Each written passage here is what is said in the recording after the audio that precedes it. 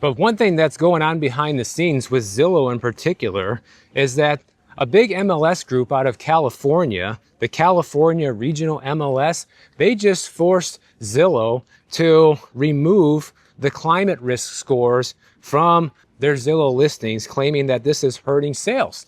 So this particular MLS is called the California Regional MLS, has pressured Zillow to the point where they are removing this from their website, guys. And by the way, you can still find the climate risk data on Redfin. I don't know why they only pressured Zillow and not Redfin, but these scores were recently removed after this pressure. And these scores are provided by First Street, and they say that their models are peer reviewed and validated with real world outcomes. And they argue that removing this data makes it harder for buyers to understand the long-term environmental risks. You've probably seen this when searching on these websites. It says your flood risk, the air quality risk, the wildfire risk, different things like that. And this California MLS said they found it suspicious that models flagged high flood risk places had historically not flooded.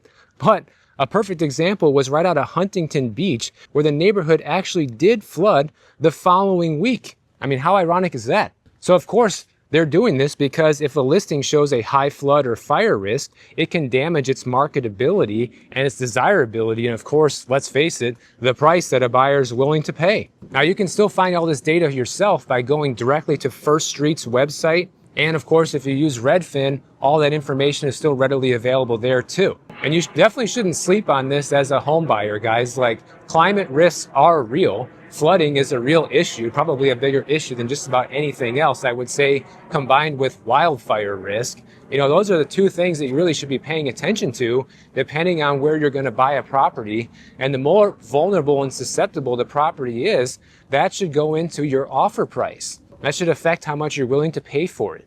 Or maybe you should just avoid those areas altogether. And they say that because Redfin is still using this information, home sellers actually have the option to ask for this data to be removed if they believe it's inaccurate. And they also allow homeowners to revise their data if they believe there's a problem or it's inaccurate in some way. So this just goes to show you guys that where the interests lie when it comes to selling real estate. They don't care if you know all the facts. They just want you to buy the home, regardless of how much it's going to cost you, regardless of what the flood risks are, or anything like that. They just want you to get on with it so that way they can make their money and move on to their next victim, okay? So the good news is all these tools and things out there are available for you for free to use. The bad news is you have to put in more due diligence than ever before, especially since so much money is at stake when buying today. So if you guys enjoyed this video, make sure you subscribe to the channel. And if you don't want to wait for my next video to come out,